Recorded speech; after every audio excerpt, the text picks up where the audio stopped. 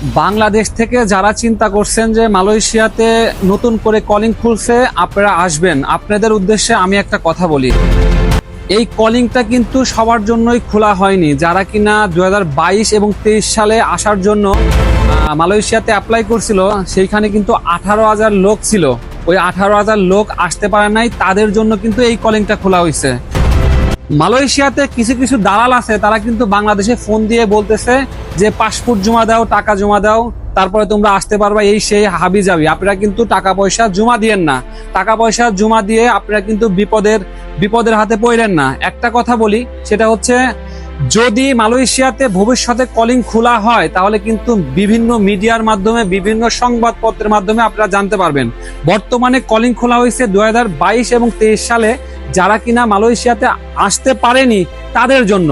নতুন করে কেউ পাসপোর্ট জমা দিবেন না, পাসপোর্টের সাথে কোনো দালালের কাছে টাকা পয়সা জমা দিবেন না। টাকা পয়সা জমা দিলে কিন্তু আপনারা কিন্তু বড় একটা ক্ষতির মুখে পড়বেন, বড় একটা হুমকির মুখে পড়বেন। পরে কিন্তু আপনাদের ঘোরাবে, এমন একটা সময় এসে আপনাদের পাসপোর্ট রিটার্ন দেবে, টাকা অর্ধেক মেরে খাবে। সো দালাল হতে সাবধান থাকেন। মালয়েশিয়াতে কিন্তু এখনো পরিপূর্ণভাবে কলিং খোলা হয়নি।